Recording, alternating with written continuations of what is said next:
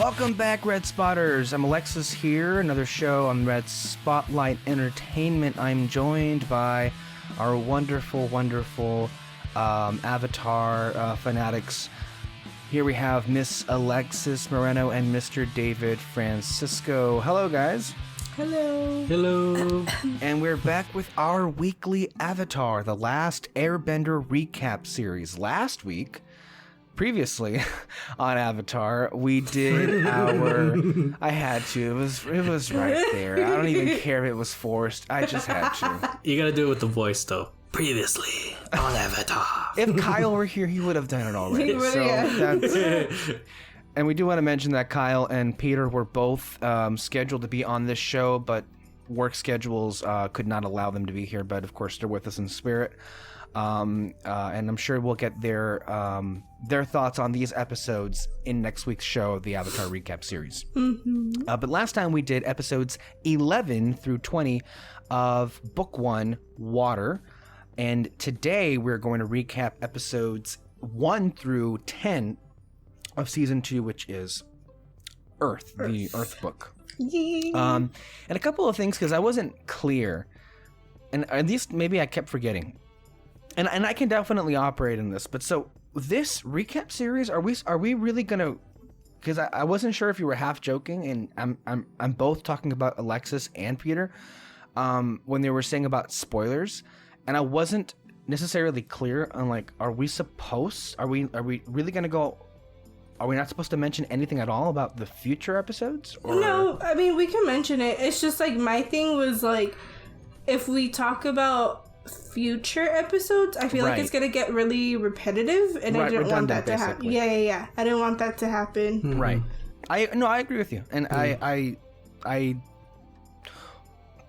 don't try to dwell on that, because we're going to have that conversation later on in the series. So maybe for a point of reference is whenever I would like, okay, well, what about this question or that question? Mm-hmm. Okay, yeah, that makes sense. And it's gonna be hard either way, because like Peter said, like they set up a lot of things that really pay off in the end. They really do. Just in general, and I think it's been discussed already on the show, but a lot, maybe better than most TV shows, and I'm talking about any TV show. It sets literally this is like up. the best. Like I don't care what anybody says. This is the best. No, I mean honestly, I think that I don't think it's a stretch to say that it may be the best TV show of all time, because of just how it builds everything to, I think, what it was supposed to be. So with that being said, this is episode 234. I almost said 334. I'm like, okay, we're not there yet. Maybe in about a year. We'll get into it right now, Alexis. Let's go to episode 1 of book 2. Episode 1 is the Avatar State. Mm-hmm. So this one is the introduction, really, of Azula, Zuko's sister, which is... Oh my gosh. Let me just start off by saying this is my favorite season. We get, in my opinion, the best characters introduced to this season, starting with Azula. I love her. I know she's crazy, but man, she's so cool. Yeah, I don't think crazy even begins to cut it with her. I think the crazy comes more into focus next year. But for this season, and especially this episode, that bitch is scary. Like almost immediately. And it is a real just change in tone, because not with the show, but with the villain now just being almost immediately. You can tell, okay, they can't, whenever Aang and Team Avatar have their first encounter with Azula, you know almost immediately they have no idea what they're expecting, because either it was going to be Zuko, who really wasn't good at his job. I mean, I think maybe that's unfair to him. he kept throwing whatever he had at the sink, and it never really worked out. And then Zhao, who just has had terrible patience issues. So it's like, I mean, when you he really did. So Azula, not only is she shown to be formidable, but frighteningly intelligent and calculating. And just from those initial moments, oh my God, strap yourselves in. It's going to be a hell of a ride this year. And they don't know. They're not going to see it coming. God. And yeah, no, I think I agree with you. She's a great character. Whether or not I like her, that's a different story. She's kind of a bitch. Let's just put it out there. Charming. Oh yeah, I know. You know what? I agree with you. It's rather lovely to suggest throwing over your lieutenant overboard because she's a the people waves, person. The waves aren't. If only she were a people person. Yeah. No. This is episode the Avatar State. Just so can you refresh my memory? So, in addition to the stuff with the Avatar State, this is also the episode where we get back with Iroh and Zuko, right, on the island and everything. Okay, that's important to touch on that. So we should start off with Zuko and Iroh and Azula and that whole thing, since we're already on Azula. Yeah. Man, Iroh just wanted to chill, and I'm like, why wouldn't you? It's the beach. It looks wonderful. He has so many, like, I don't know, shells or whatever he has there. Like, they're relaxing. Like, man, like, why would you want to leave that place? Like, and Zuko just wants to get the fuck out of there. I feel bad saying this, but, like, man, Zuko really... I never took him to be the trusting type before this episode, but like he really just like easily let Azula talk him into coming back. And Iroh, well, he's like desperate to go home. Like he's been gone for like 3 years, and I mean, imagine like you leave at 13, like your dad kicks you out at 13, and like you just want to prove to him like, no, like I can be what you want type of thing. And like he finally gets the news of like, okay, you can come back home. Like dad wants you back home. Of course he's gonna want to go home. Yeah. And that's understandable. Of course, I mean, given the opportunity, it's too much of an infatuation to just like drop. Like, that's what you've always wanted. And you don't have the Avatar, but here's a one-way ticket. It's just Azula is never a reliable source. Yeah. I mean, and even he will say in later episodes, like, she's. And Iroh immediately, one of the things I texted to you a few weeks back when I was doing my rewatch of this series was how hilarious it was to me. I didn't catch this on when I originally watched this years ago. Maybe I forgot, but it's hilarious to me how little interaction Iroh and Azula have, and yet how much resentment they have toward one another. Like it's kind of like this unspoken thing. Like every single like time like you mention Iroh and Azula's presence, she like throws some kind of like passive aggressive insult in his direction. And anytime Azula is mentioned in Iroh's presence, he does the exact same shit. Like they really don't like each other. Well, they're like the complete opposite of each other. And they're both very smart, and they're both, very powerful. So, dude, imagine an Iroh and Azula fight. Did that ever happen? That didn't happen, huh? Well, no. Kind of in this episode, when Azula's trying to get Zuko to come home, and then when it's revealed that it was a trap to become prisoners, Zuko and Azula start fighting. But then Azula starts to shoot out lightning, and what he did is grabs her fingers and redirects it, which is the first hint of something that we learn about him. But that's on the second part of this season, so we'll talk about that later. But I think he could still beat her, probably. Oh yeah, Just 'cause of that So definitely. it's just that he's always shown to just, take the smarter approach and get the fuck out of there. Yeah. Yeah. No, I think it's really sad. And then like when he finds out that like they're taken as prisoners and Zuko's like, crap. Mhm. Like you feel for the guy. I felt more for maybe not because he was an idiot. What a moron. We're taking the prisoners home. It's stupid. That fucking commander? Like, that's, I think that puts even the stormtroopers put him to shame. Like, what the fuck? Like, that's just idiotic. I don't know what came over him there. Well, he was. Everyone around Azula is very, very nervous. Like she can like kill you at any moment. So that thing has time bomb. Yeah. So it's kind of that, but also the combination of he's taking Iroh prisoner.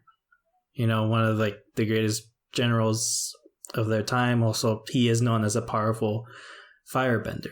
So at any moment, something can go wrong. And so I think to me, I think it's nervousness from that guy. Right. And again, back to Iroh, his prowess is definitely showed here. Like he quickly takes out so many of those like firebenders. Like it's not even like a challenge for him. And he kind of like, pushes Azula back, like, sit down, bitch. He directs that lightning, and then they get away. Yeah. And then we begin the arc of those two with Series 2, which is radically different from the first season. I think so much better for both of them. And excited where both of them go. Mm-hmm. So, Team Avatar and the Avatar State? Yeah. What a nut job. What a fucking nut job that person was. I know. Man. He has problems. I mean, not only is he forcing like a 12-year-old kid to, go into his most vulnerable state, he also wants to use him as a weapon. He also, attempts to kill his friends in order to get what he wants. It's crazy. Mm-hmm. It's insane. Yeah. But yeah, what was the thing that Peter said about this episode that it feels like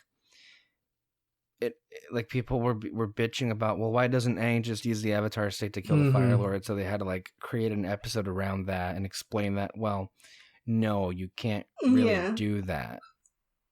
It's more complicated than that, and I like that they make this episode to explain it to us. This is why I just love this episode. Like they take time to explain every little like question, and I feel like every question that we have is answered. Like, right. You know what I mean? But yeah, like, and then especially like. It sucks for Aang because the only way, at least in this point, the only way that he can go into the Avatar state is by pure trauma. and it's like kind of obvious why he just is so scared of that, and like he just doesn't. He's such like a kind soul, and like for him to get to that point, like it's going to be bad and bad things are going to happen, rather than having it be like, because the Avatar state is supposed to be something good. It's supposed to be like, when things are so bad, this is the thing that's supposed to be good, and for him it's the opposite. And it's interesting, and again, this is one of those things where we'll jump into something in a future episode, but so, and again, it also speaks to maybe like this Earth Kingdom general isn't a reliable source, considering what a fucking nut job he is. Yeah. But like, has he never been to Ba Sing Se? Or I guess what happens is the generals only go to Ba Sing Se with the other generals, and the generals don't go into the city because of the whole structure and society that exists in there. Maybe. I just found it weird because, like, at the end of the episode, it's like, oh yeah, go see the Earth King and everything. Yeah. That ain't gonna happen. So yeah, overall, I think it was a strong episode. I think it began with the right tone, considering the events of the last episode with, you know, Aang trying to reconcile the kind of monster he could be if he's not too careful. Of course, the relationship between Katara and Aang, and Katara stressing that that's not who you are and that's not going to help us ultimately, especially if you don't even know what this is or how to control it. Yeah. And then similarly with the beginning of Zuko and Iroh's character arcs in this season, it's a great opening. The introduction of Azula, it sets everything up to where we're going to go off with this season. And just thinking back, they go a long ways this season. They really go a long ways. Yeah. So, yeah.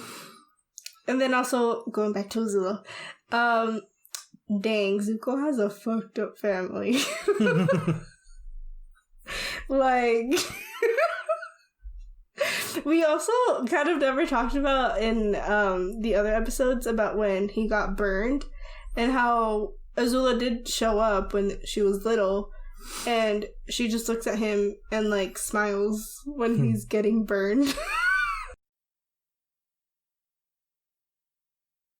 Yep.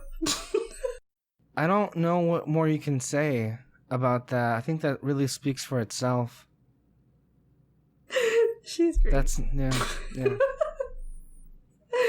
It's just like, to me, like, at least when I watched it, it was really cool to see like a woman or a girl, whatever, be like that and just be very like, I don't know, assertive. And like I said, I know she's evil. Like, obviously, I'm not saying like that's good, but like, it's like she's very powerful, and you know it. And it was really cool to see that. Powerful. Yeah. I mean, like, I think really she's the most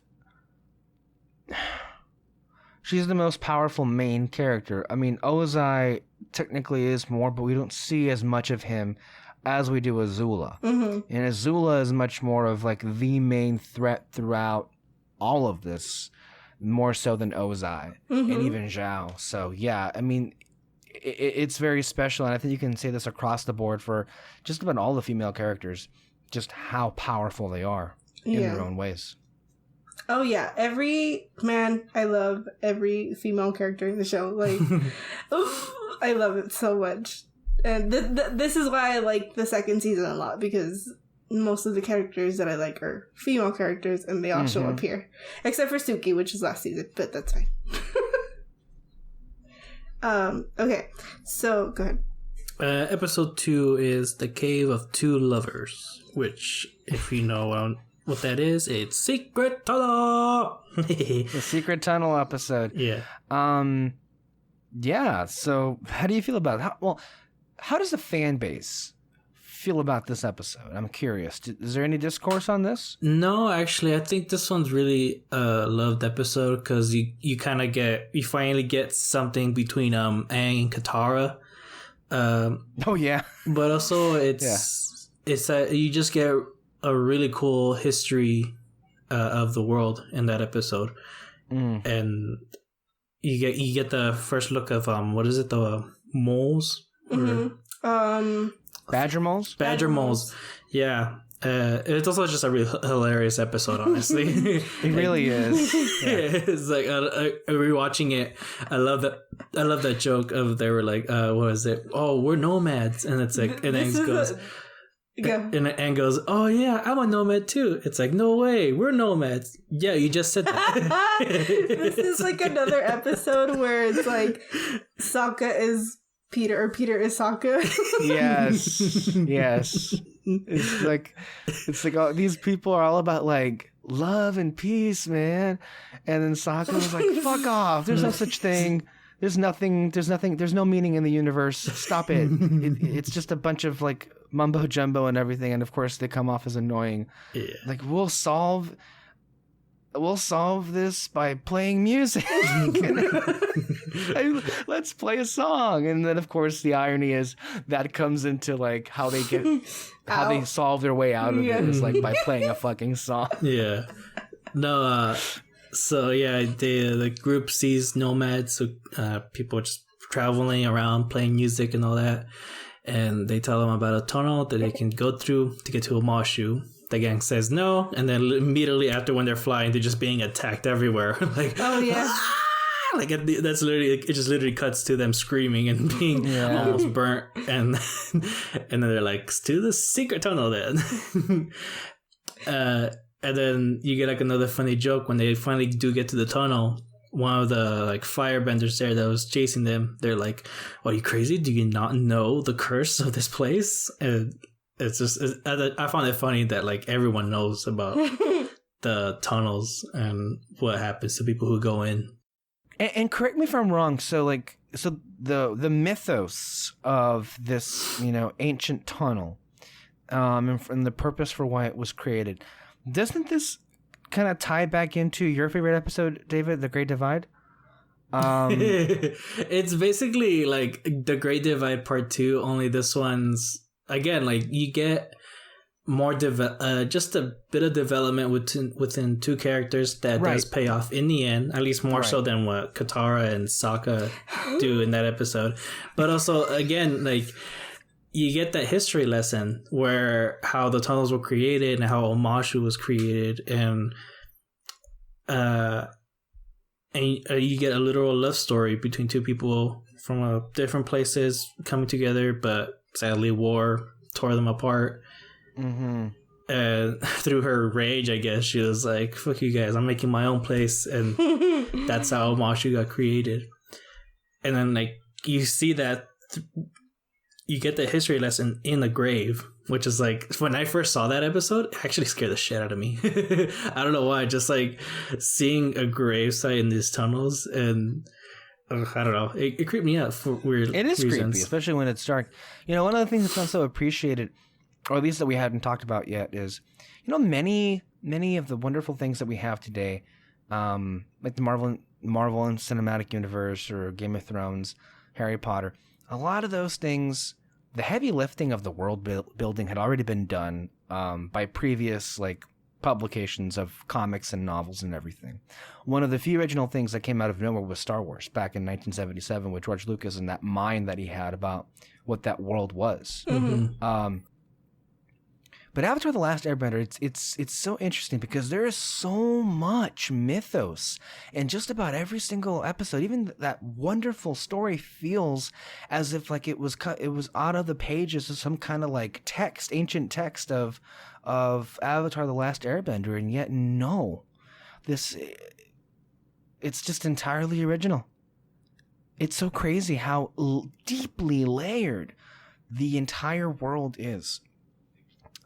In this series. So, and of course, the visuals, the animation, they always pull it off so well. Mm-hmm. So good. Also, what I find better this episode than The Great Divide is the lesson of it. The other one was just kind of about... We should stop mentioning The Great Divide, David, because I think it's going to piss Alexis off. Yes, I mean, let's... it's not a bad episode. It's just kind of useless. Sorry, but but that episode, like it just teaches them like, hey, don't fight over stupid stuff, and then it literally ends with them like, it's okay to tell lies. Like, that's the lesson. Come on, it is. Whereas this one, you kind of have to put faith in others and yourself in order to get through dark times, and also it's okay to sing every once in a while through bad times. I guess like have fun, which is to me is a better message. See Alexis's face. I know. She's a really mad. Amazing reactions and everything. Oh no, it was really good episode, and we begin to really see the arrival of what would end up being relationship, I think, of Katara and Aang that's been teased predominantly throughout season 1. Mm-hmm. And here we have an indication of the growing bond they have with each other. Yeah. Yeah. I think this was, I mean, obviously it's a big, like, Katara and Aang episode, but a lot of people reference back to this episode, at least, like, in the fandom and stuff. So it's kind of funny. My favorite moment in the episode is when they're about to leave, and the guy's like, hey, I think that guy's the Avatar.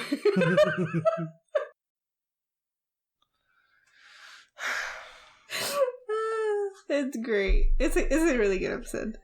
Don't get me wrong. I still love it. But yeah, I mean, that's basically all that happens. Yeah, it's good.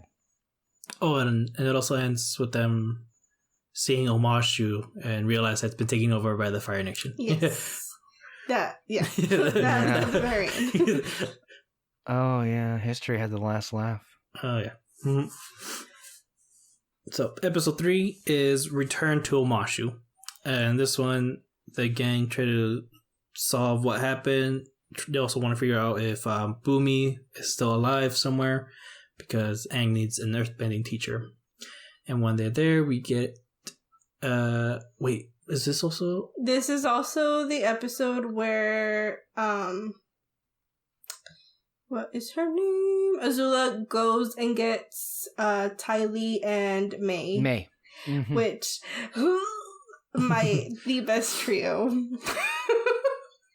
I love them so much. Ooh, yeah. I remember when I watched this episode like the first time and then they came out, I was freaking out. Like, these were like top like characters for me ever. I love them so much. Yeah, look, they're I mean, almost immediately you're just shown like, okay, this is why May and Ty Lee were so important. I mean, they're kind of unstoppable.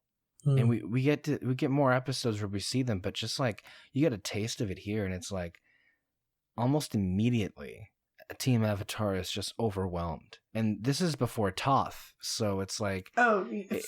Even with Toph, it's questionable how evenly matched they are. But without her, and then this, it's like they're overrun entirely. And yeah, we are introduced with May and Ty Lee. You know, I think they're really fun characters. One of the things that I found hilarious on my rewatch is how May just so like coldly goes along with like Azula saying, you know what, the baby ain't worth it. And she's like, yeah, okay. It's like, what the fuck? I mean, and then it's never like even addressed. I think she just leaves after that, and it's like, well, okay. Yeah, it's gone. Well, we forgot to mention in the last episode is when she goes and gets Ty Lee, which is like her backstory is basically that she is that was the last episode? Yes, yeah. I was gonna mention that, but she has joined a circus because her family, I guess she's part of, I'm not sure what the right word is, but she has 6 sisters who are all like the same. Right. They're like not twins, but like they're like a set, I don't know. And so she left because she felt very overwhelmed by just how similar their life is, I guess, and she wanted to branch out and be her own person, like just be her own like individual. And so Azula comes along and Azula asks her, yeah. I mean, that's what she does. She asks her to join her to go and catch Zuko and Iroh. But Ty Lee is very much happy where she is, and she declines, and then Azula just goes, okay, we'll see about that. And yeah. She basically threatens her life every single day until she joins, or like was going to threaten her life every single day. So she ended up just leaving, and she does. I mean, part of it is she is scared of Azula. I think also part of it is she doesn't want to hurt her feelings because they are friends. But she knows very much who Azula is as a person, and she doesn't trust her. And yeah, that kind of ties into her going, to keep everybody safe, keep herself safe, to just, keep her happy.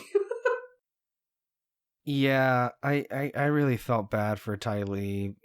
Girl just wanted to swing, from on a tightrope and shit, and like here comes Azula, and she literally just like you do get so many just reminders of just what a fucking basket case she is. Maybe even Maniac, where she was like telling the zookeeper, "Oh yeah, throw all the animals on her. Let's see what happens." So yeah, and then in this one, the Return to Omashu one, May is the daughter of the new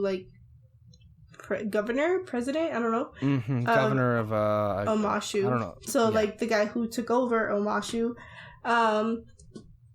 and she just does not care about anything. Yeah. I think some of the first words is it's boring here. When are we gonna leave? It sucks here. Blah blah blah. So that's kind of fun. And then Azula and Ty Lee show up, and Azula, I don't even think she finishes telling her hey, join me, and she's like, yep, let's go. So yeah, and then Aang and them, they show up, and obviously they see all the Fire Nation people, and Aang is just I need to go save Boomy. The reason why they're going, we forgot to mention that, is because they want Boomy to be Aang's earthbending teacher. I did say that. Oh, you did? Yes, I did. My bad. They sneak in to find Boomy to see if he's alive, but also to get him out so he can teach Aang.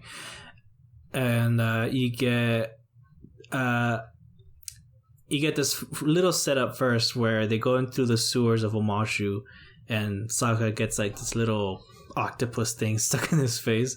It's like an octopus starfish? Something like that. Yeah, and then they meet up with the army of Omashu, I guess. I don't know. Some general of Omashu. And they tell him what happened, and basically the Fire Nation took over, and when they asked Boomy what to do, he says, "We're gonna do nothing." Which is surprising. I think it was surprising for Aang, right? He was kind of why would he do that? So basically the city wanted to revolt against them, but Aang and Katara and them were just it's not worth it. We should just get everybody out safely. And so they all agree, and they decide to pretend that they're all sick. And that's kind of their way of escaping. But on the way out, the Fire Nation governor person has a baby, and he accidentally escapes with them. And so that causes... Isn't that Momo's fault? Yeah.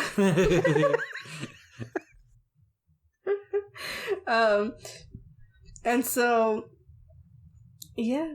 Aang, I think, goes back because he still wants to try and find Boomy to help him escape. And so they make a deal with the Fire Nation where they would return the baby in return of Boomy, or in exchange of Boomy. But badly for them, the people who show up are Azula, May, and Ty Lee. Yeah, and they get incapacitated pretty quickly. I think Ty Lee almost immediately shuts down Katara's bending. Yeah. Oh my god. The way that they make Ty Lee fight is amazing. You literally saw that coming out of nowhere. And the thought that they put into what she does, amazing. She basically, she knows the body, and she knows pressure points. And so she can take away your bending momentarily. But not only that, she can make you, not move. Immobilized. Immobilized. Dude, wild. That's scary. Honestly, that's the dream assassin. It really is. Yeah. Yeah, and May throws things. I'm kidding. She's very precise in her knives, basically. Yeah. No, it's a really great introduction for like the evil team here, because like it really is like it really does seem unstoppable. I can't even remember how they even got away. Like, how did they get away? I think it was just Appa coming in. Didn't Boomy get involved in the last minute? No, maybe Boomy didn't get. No, Aang and Boomy, because Aang was trying to save Boomy, and didn't Aang like get Boomy's like cell or whatever it was that he was trapped in, and they slid down Omashu, and then Azula was chasing them. Yeah. So they were being chased, and Aang did get Boomy, but he was like in a casket type of thing. Yeah. Pretty morbid. Yeah. And so Boomy the whole time was like, Aang, you need to listen to me, like you need to stop what you're doing. And so he finally gets them to stop, and Boomy's like, I'm staying, like I'm not leaving. Like there's a reason why I didn't leave. He just doesn't know it yet. He's crazy. Actually, one little thing about that episode. So where they were making the trade, you see them building a statue of Ozai, and that because they renamed it New Ozai, didn't they? Oh yeah. And that scene, that fight scene, basically that was in the pilot episode of the show. This was kind of like their introduction of how they're going to coordinate the fight. It was how a they're going test to pilot. Yeah. Oh, okay. Yeah, the test pilot, my bad. And how they were going to use CGI in the show, and I don't know if they used it in this episode. I'm pretty sure they did. I don't remember. But yeah, it's just a little fun fact right there. That's crazy. Mm-hmm. Considering this is like episode 3 of season 2. Yeah. Mm-hmm. Yeah, with Boomy, it's interesting, right? Because we're told that Boomy surrendered immediately. Mm-hmm. Like there was no fighting, which rubbed a lot of his generals and people the wrong way. Which happens, I think, a lot of the times, though. I think when you think about it, it's actually kind of noble what he did, in that he didn't risk anyone's life. Mm-hmm. And that, the people that wanted to leave were able to leave with Aang. Of course, he's not a clairvoyant. He can't see into the future. But ultimately, I guess he knew, he felt he had a purpose there, and then we see how that happens later on. Yeah. But yeah, he's crazy. Yeah, he's crazy, I don't know but he knows what he's doing in his own way. And then in the end, he does tell Aang, like, I'm not your earthbending teacher, obviously, because he doesn't leave. But he tells him that his earthbending teacher is somebody who stops and listens, and that's basically what Aang is looking for, like the rest of the time. Yeah, I really like this episode. This is a really good one. It's just it was a cool thing learning about, what is it, Jins? It's it was, what is it, good Jin and bad Jin, basically, where when you do, I can't remember what they were, the differences. Like, I know one of them, like, basically attacking head on. And I don't know what the other one is. Like, I think you just... No. The third one is you sit and... Neutral Jin, that's the one that you do nothing, basically. Or you wait. And then I like that joke where he's like, well, there's actually like 27 Jins. And at the end of it, Momo comes into Aang's shoulder and he's like, Momo knows a few Jins himself too. You should probably learn some things from him. It's this constant joke of him like with loving Momo. Yeah, like his obsession with Momo. Yeah. Like in the first season, he tells Aang like, "Oh, you have an important role to play in this war," and like he sees Momo, and he's like, "And so does Momo." And then he sees Momo again in this episode, and he's just kind of like, and it goes into play in the end. I don't know if you noticed, like, but it goes into play in the end. It's just so funny, and yeah. I also like this little joke in the episode we missed, but it was when the Fire Nation dude found out that his son was taken. And then Azula comes in and she's like, well, of course it was taken. You let everyone out. It's like, what'd you expect this was? It's just gonna like it just shows how much he doesn't care about people. It's like, come on. Yeah. Yeah. I don't know what else to say. It was great. Episode 4. Yeah. Mm-hmm. Oh, and this is actually on the Omashu episode. There was also just a really cool fight scene. Like they get really creative with doing the slides and how they try to use it to some of their advantages. I think Aang uses the air bending to like push himself forward, but I think Azula does that too With fire. Yeah, Like a rocket. Mm-hmm. Okay, so yeah, episode 4 is The Swamp. This one's a really great episode. I love the beginning, how you see Aang like just looking at it, and he just knows something's off about it. He literally says like, I think it's calling to me.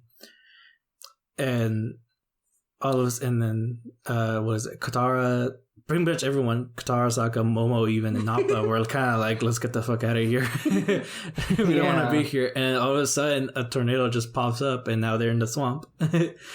So it's a cool little thing about how basically the spirits work, I guess, in this world. Like, you know, it's a cool thing how connected Aang is to the spirit. Like, he knows something is calling out to him, and so he basically knows he should probably listen next time or something. Remind me, what was the reason the spirit called out to Aang? Because well, at the end of the episode, we find out that the swamp shows people things of what kind of like what they desire or what they want. Oh, and so right, and the visions that happened. Mm-hmm. So Aang gets a vision of Toph. Mm-hmm. And so that's what the swamp was trying to show him. Like, this is who you need to find. This is gonna. Well, yeah, this is who your earthbending teacher is going to be. And he just gives it. The swamp only gives him a hint. And actually, the whole like calling out to him, it does kind of play into season 3, which we'll get to someday. But I just thought I'd mention that real quick. This is also just kind of like a bit of a scary episode too, because like all the creatures play a there. lot with that. They play a lot with the mysterious nature of what is out there, what is lurking in this swamp that they can't see. Yeah, what did you make of the swamp benders? No, this is just another creative thing that the writers did, where they're not bending the plants exactly; they're bending the water in the plants, which goes into play later on. It was the first, I guess, introduction of what. Well, I guess it was Azula first, where you see her shoot lightning out instead of fire. So it was this episode, you just get introductions of like how, like just how creative you should probably get with your bending, you can get with your bending. Yeah. So I don't know. They're interesting. What do you make of them in general, though? Their personality and everything. They're interesting. They're exactly what you think some people would be. Oh my god, they're kind of like a damn stereotype, and no one cares. I found it just like, wow, you're really just making fun of these people, aren't you? Because they don't even want to wear pants and shit. And then how they talk, it's like it's like, remember that scene from The Princess and the Frog? Yeah, when that's what I was thinking too. Tiana and Nadim, and they're like with those like 3. Well, I guess the caricature would be hillbillies, right? That's what we associate them to be, kind of, and they speak like that. Yeah. Right? Like hillbillies is like when they speak in like, I don't know if broken English is the right way of saying it, but they have like a very, very heavy accent. Not just, there's the accent, but they don't necessarily have like the most expansive vocabulary. So it's just really fascinating how they, like, anytime we meet a new like group of people, a new community of people, it's really just given something entirely different from anything else we'd seen, you know, and it works because it plants an identity on them. And Mm-hmm. They're That's actually really cool. Like, I didn't think of it that way. Yeah. That, like, it is expanding the world and stuff, but it also just gives us an idea of what type of people they would be if they were in our world, Right. type of thing. Right, and they seem, at first they're presented as like, a menace because they're trying to like eat Appa and Momo, but they're just like people who just want lunch. I mean, that's just what it is, and they're actually pretty cool.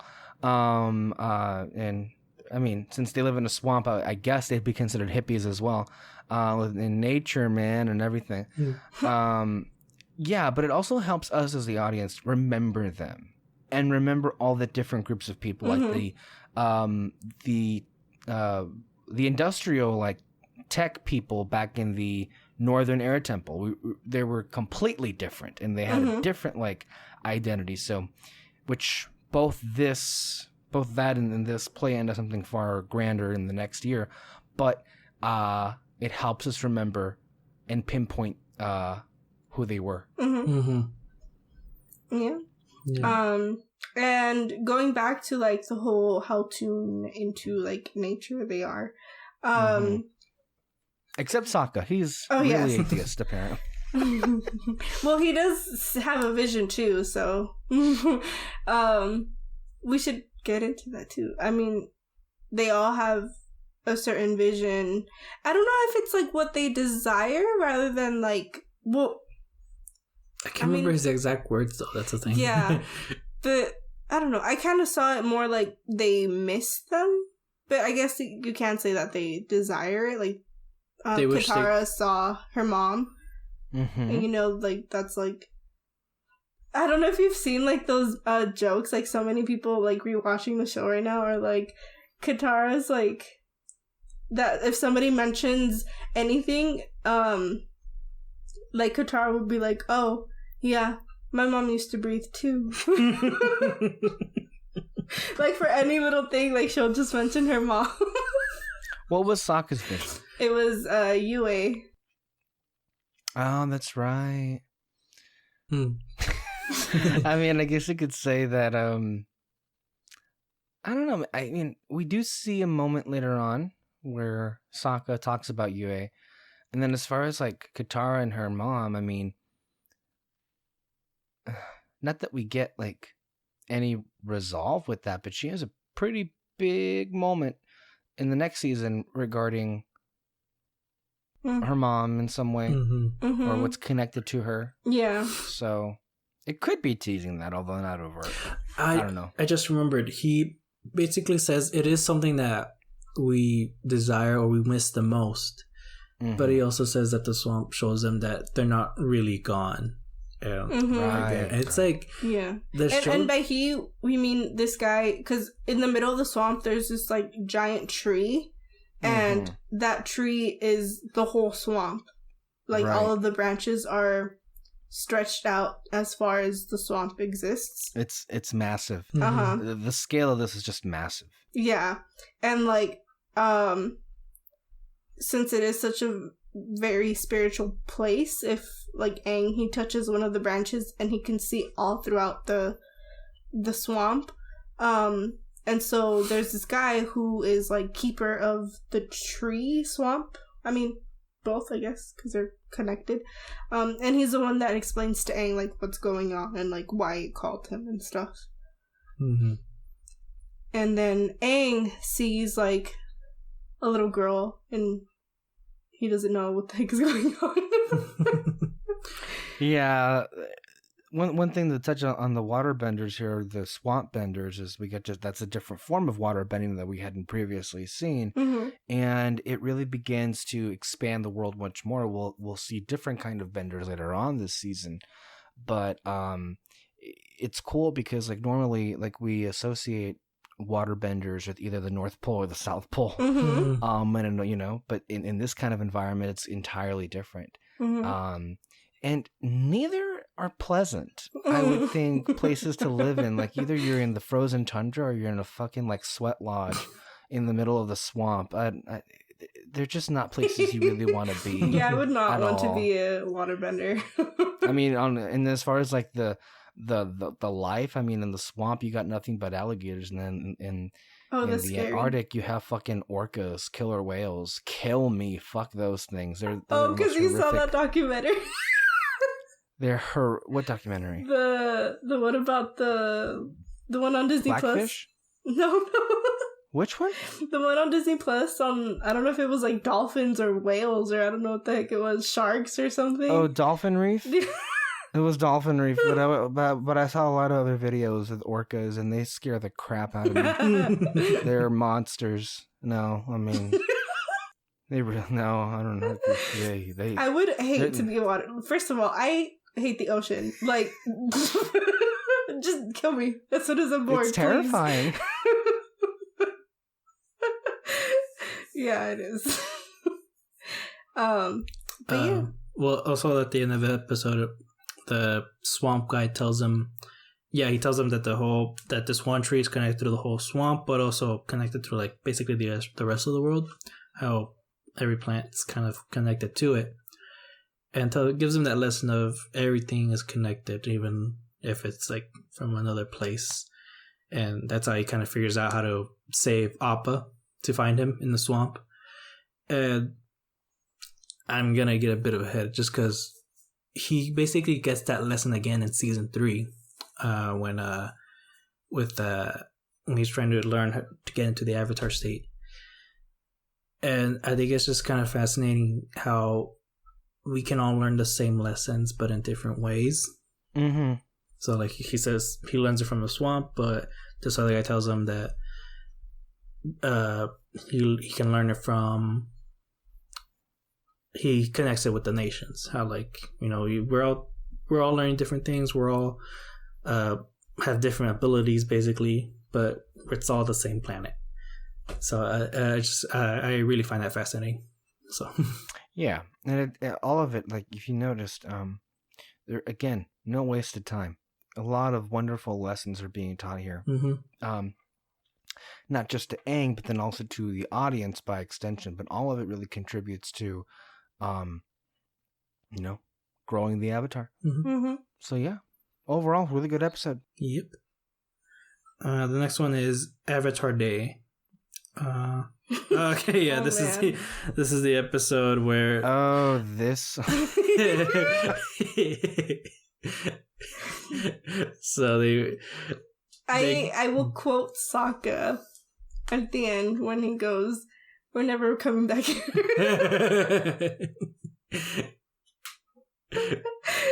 This is. I mean, you almost get the feeling that the writers are trying to top themselves on like, what's the worst kind of like people we can create in a community. And we've had some wonderful contenders so far. I mean, going all the way back to the fucking like the people who were the fortune teller. And then of course we have I guess it'd be unfair to call them imbeciles, but the people who just, play music, the nomads, with I mean, I think it's really just a test to see how much Sokka can take at this point. And then we have this, and this is maybe easily the worst because it's just nothing but like, wow, like your entire existence is literally just shaped by hating this like one dead chick from like hundreds of years ago. And you throw a party to denounce her and burn effigies.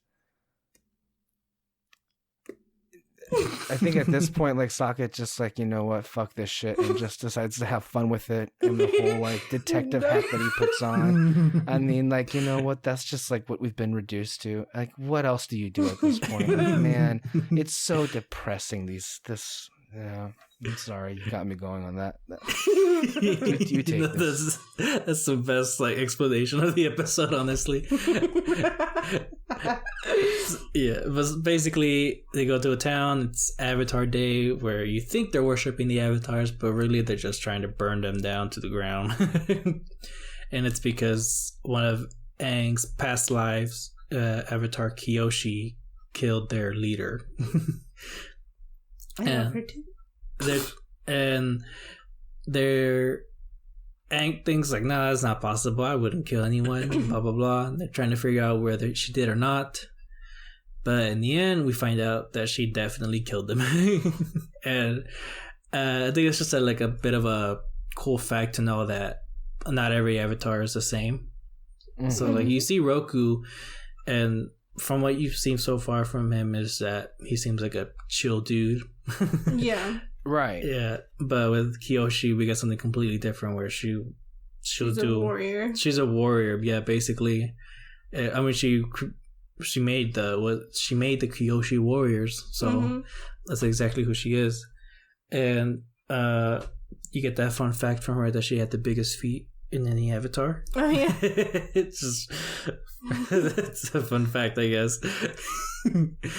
It's I mean, another added layer here. It's entirely crazy for these idiots to like prosecute a 12-year-old boy because how does reincarnation play into the rule of law? That's a different like, whoa, okay, that's a weird thing, but like. And then, like, Kyoshi just fucking, like, says, I did it, bitch. What are you going to do about it? And she's just, like, she pieces out. And then, like, I love when, like, Aang wakes up and, like, what happened? And Katara was like, yeah, you kind of just confessed.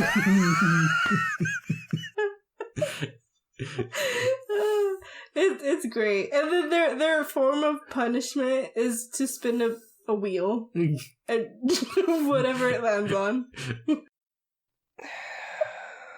Is this called Trump Town or what? Like this is yeah, that's the justice system. You spin a fucking wheel, and then what does he get? Was before the fire people show up or whatever they are? What does he pick? Boiled. I think so. He boiled. Yeah.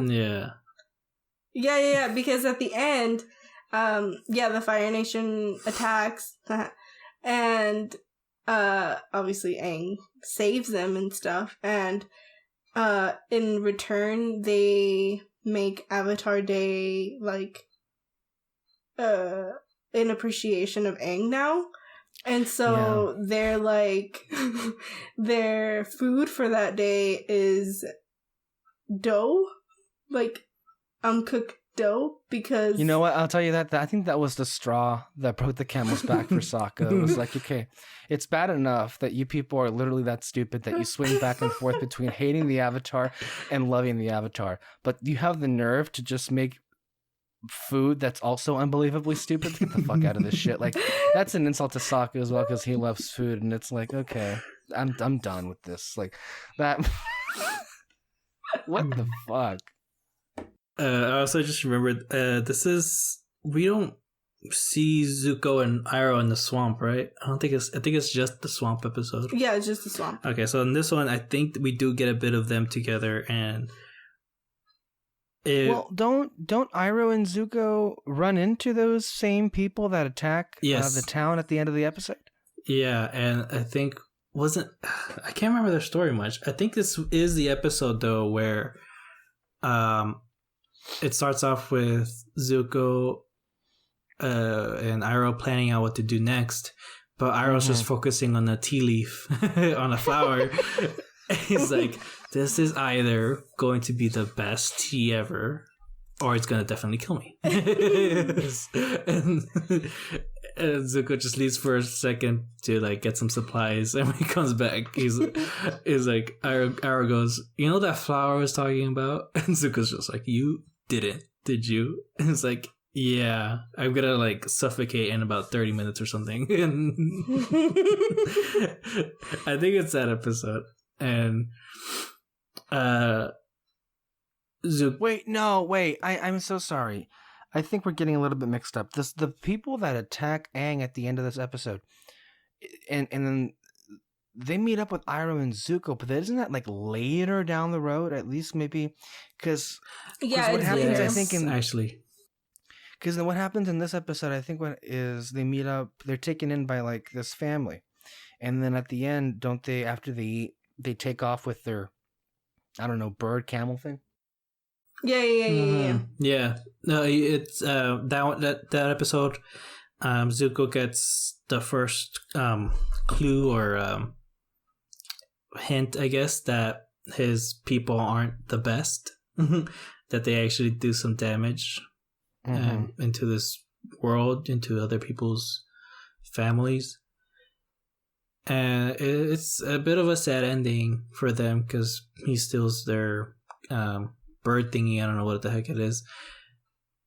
And no, I mean, that ain't too sad. I mean, there are far worse things that could happen. And I think, look, she sees what happens and she lets it happen. So, yeah, you know, by the statute of limitations, she's implicit. So that will not hold up in a court of law. She allowed it to happen. Well, it's sad because Arrow disapproves still. Well, yeah. I mean, it really is a fucked up thing to do. I mean, like they took you in, they gave you food, and then you steal. Which shows that Zuko it's a lot of growing pains for Zuko this year. And this is one of those, like, you know, we see a lot of back and forth with him, and this is one of those instances where, you know, it's almost like his, and it's literally, I think, even explicitly treated this way, but like his like redemption, his road to redemption is literally like a drug addict trying to get over crack or something, and then with like withdrawals and relapsing and shit, and like this is maybe one of those moments where he relapses, because I think he literally has a fucking fever when he does a good thing later on. It's like, okay, well that's something.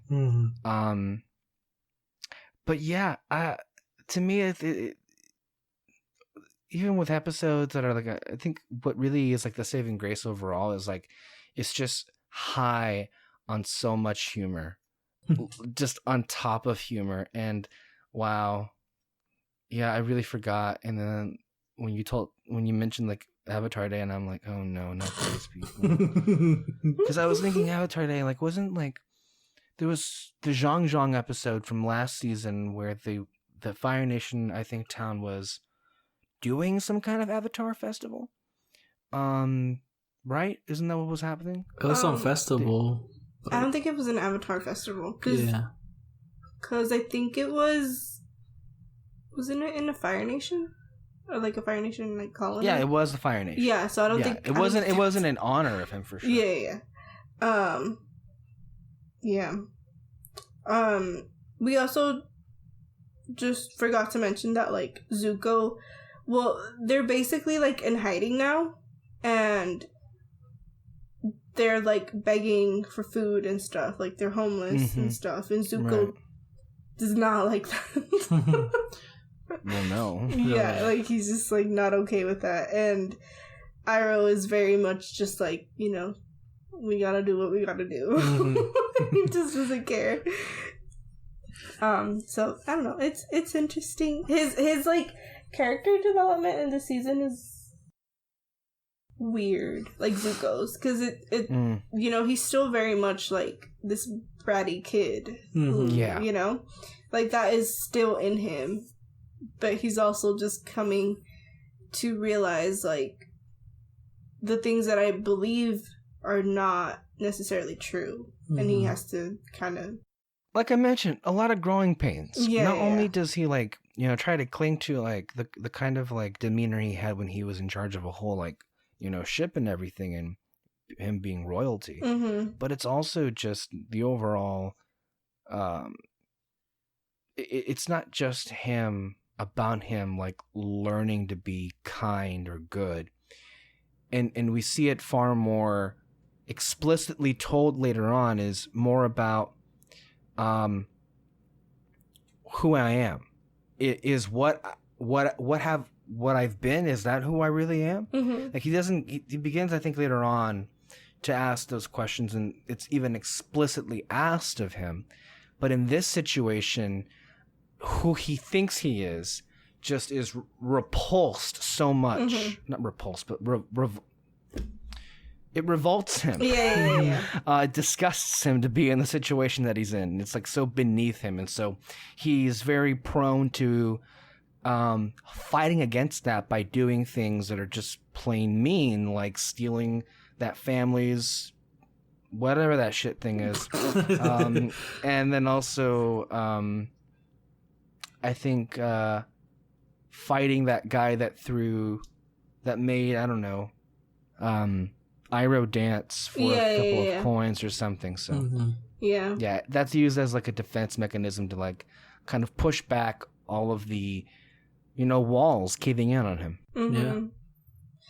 Yeah. Also, that line Iroh says after that guy makes him dance, he's like, "What a nice fellow." They're just like, "No." Yeah. And then I think it's in this one. I believe it's in this one. It might be the next one, but I'm pretty sure it's this one that Zuko leaves Iroh. No, that's later. No, that's later. That's after Toph, I think. Mm-hmm. Yeah, but when he is alone, like, he has already left Iroh. So I'm pretty sure that by the end of the episode, he leaves Iroh. Oh, wait, hold up. Because then when in the episode where he is alone, it's just him alone. You're right. You're right. So yeah, which I remember when I saw that, and I'm like, "You idiot!" Zuko frustrates me so much. Yeah, so much this season because like, oh my god, why are you walking away from Iroh? Why? Yeah, like he's, God. He's a teen boy, emo boy. But yeah, and I mean, obviously, like, Iroh, it like hurts him, but he understands, like, it's like at certain points, like it's almost like Zuko doesn't seem to understand a lot of the times that Iroh needs him. Mm-hmm. Like I think Zuko, like, is convinced that Iroh is just fine, and maybe like his mellow demeanor can kind of cloud that sometimes and lead you to think that no, this guy's okay, but no, he very much placed. Not that he replaced, but in a way he did replace his son with Zuko. Yeah, in a way, like, obviously we know that's his son, and like nobody can replace him, but that's his care, like all of the love and the care that he had, he kind of placed it onto Zuko, because I mean, they pretty much like both left right after Iroh's son passed away, because I think when they mention or when they talk about Zuko, like when he got his burn, it was during that time. Their story is interesting this season. Oh yeah, for sure, and there's a lot of layers to it. Oh yeah. Which yeah. So for episode 4, 5. That was 5. Yeah. Oh, Avatar I'm so Day. sorry. Yeah, that's right. I was so distracted by the Avatar Day shenanigans that I forgot the number. Yeah. But okay. I mean, I like that episode just because it talks about Kyoshi, and I think she's really cool. But but yeah, like how David was saying that like each avatar is very much their own person. And I don't know. That's really cool. Do you want to? I don't know if this ties into like the whole thing of like what the world needs and like what the avatar is. I feel like maybe it teases some questions, but I don't think it's really the concern of the episode to do that as much. At least not directly. I'm not sure. Yeah, I guess. I think it's more of it towards the end. Okay. Yeah. So episode. Actually, hold on. Sorry. What we can mention though, like I said, the avatars are their own person, and this is actually something that the writers said themselves. It was an audio commentary in season 3, but I mean it still applies here. That all the avatars have the same energy, but different personalities. So like, even though Kyoshi is willing to kill, even though Aang doesn't want to admit that, or that any of the avatars would do that, they're still kind, I guess, and loving and compassionate towards others. I think that's an interesting thing that the writers kept in mind, and that's how you basically get that introduction for Kyoshi. And then can we also talk about the moment where Aang is in jail and he's talking to the other prisoners? Yeah. About Katara. And then he's like in his little like, I don't know what the heck it's called, but it's like where you put your head and then your two arms and it's like a wood like a lock thing. And he just like easily comes out of it just to talk to them. Yeah, I mean, to me, what made this episode was Sokka and the Hat. Oh yeah. And how Katara is like solving the case, like I know. as soon as he wants to gets, mention it. No, it gets so bad that literally he fucking pushes her off the screen so he can make it like himself. Like he's like, shut up. It's like that aggressive. Man, I love that kind of physical humor. Yeah, a lot happens in that episode. Oh my god, it's great. So episode 6 now. Yay! The Blind Bandit. This is the introduction of Toph, who is Toph is my absolute favorite character of the entire show, of both shows, might I add. Spoilers. But man, I love her so much. Like as soon as I saw her, I was so excited and I knew that she was like the best. Yeah, so Aang tries to find a earthbending teacher. I don't know where they're at, but they're in some other town now. And he just decides to take some classes. Why not? First ones are free, and it just doesn't work. It doesn't work out. Yeah, he's trying to see if like the person who teaches the class could be his earthbending teacher. Mm-hmm. And then when trying to find a teacher, he learns about a wrestling match, an underground wrestling match in the town, and they decide to go. And they're just seeing one fight after another, and Sokka's like loving it. He's like cheering all the fighters on, the boulder on the whole time because he's winning. Oh my god! You know, Sokka had a big year with this season because like even more to a degree than it was with season 1. He is really given out like almost all the comedic relief here. And it really works like just about all of the time. And him like getting like out of nowhere like super like invested in all these it's pretty much like, you know, WWE basically, like pushing people off the ring and shit. And he gets like so like weirdly into it. That was like the fuck. Yeah. But it's so and then hilarious when they walk into the ring and like the bottom half of the stand is all empty and they all walk up to it and sit down and they're like, these are great seats. I wonder why. And the fucking rock almost smashes it. Like, oh, okay, let's get back. Yeah. Actually, it's funny that you mentioned the WWE thing because the character, the Boulder, they were originally apparently supposed to try to get Dwayne Johnson to voice a character. Really? Which makes sense. The Rock, Boulder. The Boulder does not. Is that the character you're talking about? Okay. But they couldn't get him, so they got someone else. And they named him the Boulder. Yeah. Yeah, and then you see Toph, and you see how her powers work, I guess. Well, okay.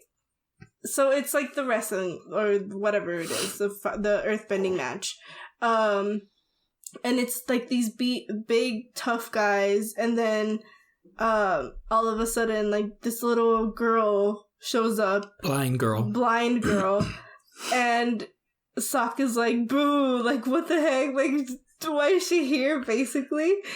And they start fighting, and Toph literally just, like, takes one step and destroys them.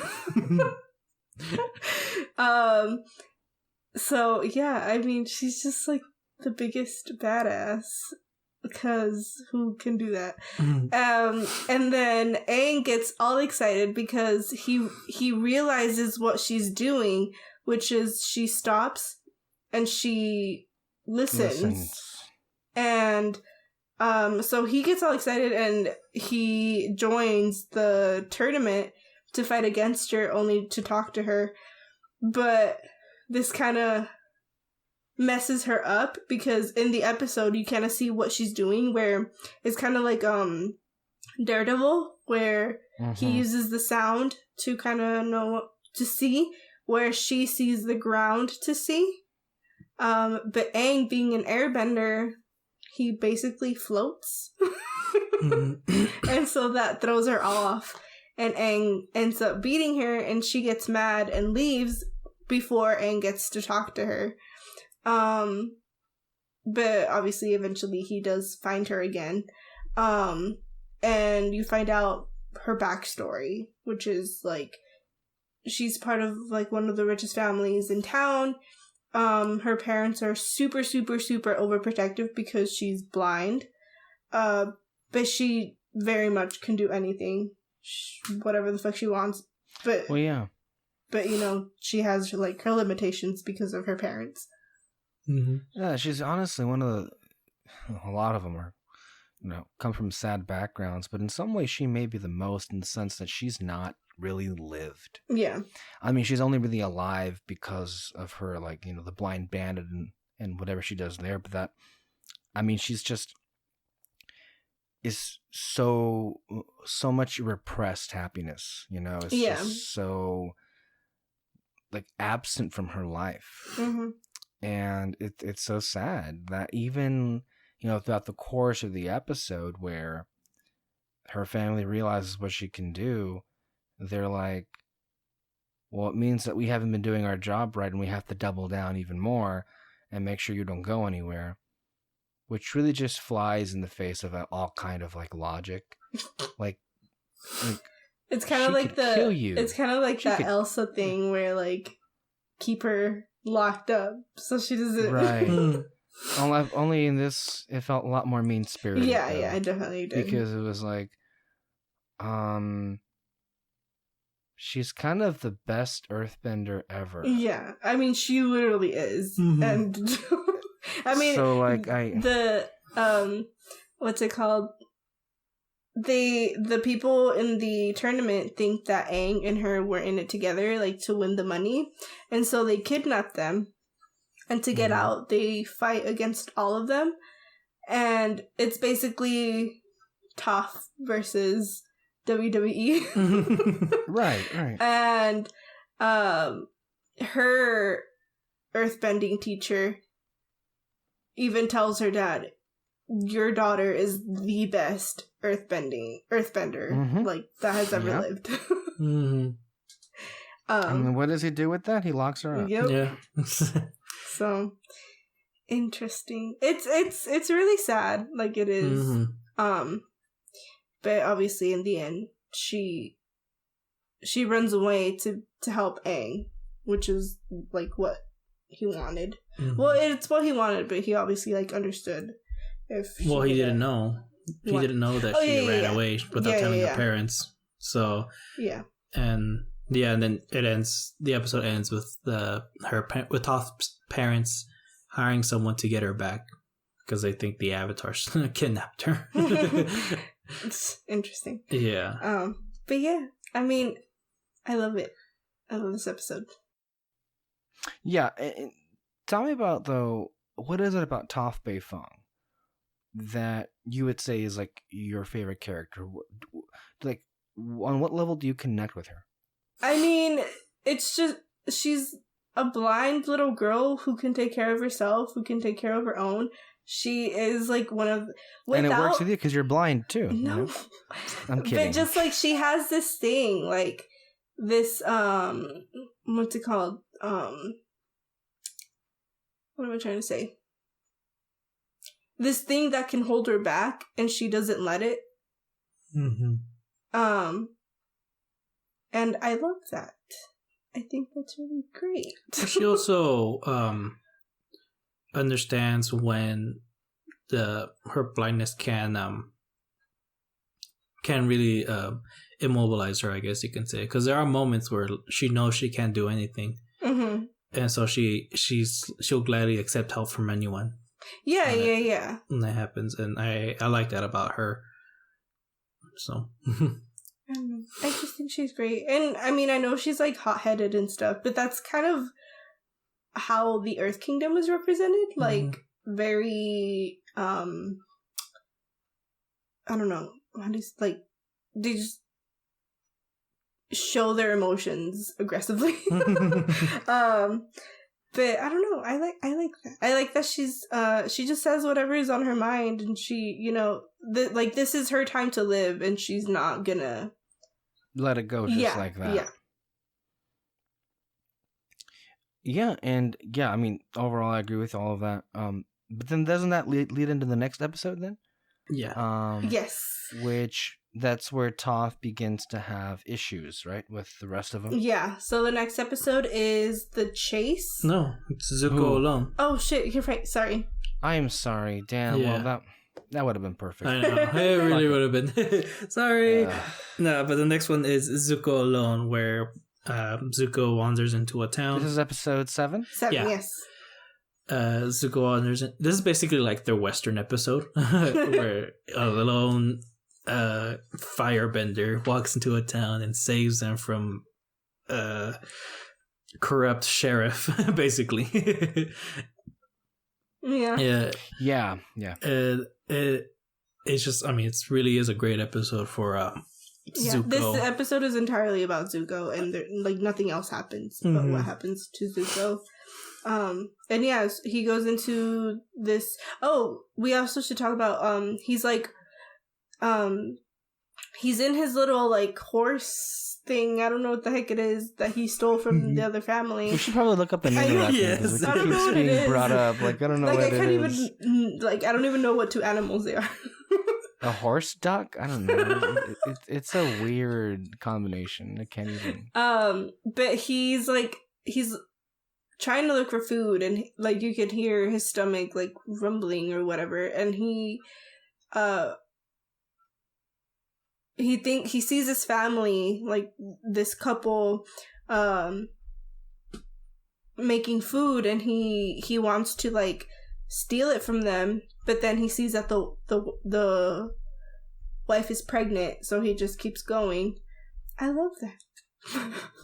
Which they tie in later. Yeah. The man and the pregnant woman, which is great. But I like that he, you know, he doesn't need to be bad when all the time, and he understands that. I feel like he understands it now more than ever also. And then he does wander into this town, and he's like trying to get food and stuff, and then there's this the sheriff like tries to mess with him and stuff, and then a family comes and helps him and takes him in, and gives him food in exchange for like labor. And you kind of get the family's backstory, where like the older brother got sent off to war and stuff, and you know they don't know where he's at or anything, and Zuko's just like, he kind of connects with them in a way, even though he's on the opposite side, but he does understand, like, you know, family going off to war and what war can do to a family. And then you have the sheriff coming in like the next day, and he's trying to mess with them more, and he tells them that the battalion where the older brother was at, what is it? They got captured, I think, right? I don't think they died. And obviously the family's just like breaking down and stuff. And so Zuko ends up leaving, but the little kid stole a knife from Zuko, like the little brother. No, he gave it to him. Oh, yeah, sorry. He gave... Oh, yeah. Zuko had a knife. Zuko gave him. Yeah. And he tries to attack the sheriff with it. And so Zuko goes back and tries to help out. But in doing so, he firebends, and they find out who he is. And in the end, he does save them, but the family rejects him. Everyone in the town rejects him. So, it's a really sad episode. Yeah, to me, I would say this is like the strongest episode so far, especially for Zuko. And I think my favorite episode so far this season, because it breaks away from the mold, and we have entirely an opportunity to catch up with Zuko. Because I mean, for the first, I think 6 or so episodes, we haven't seen much of him and Iroh. Especially considering the rest of Team Avatar. But it also, I feel like, I love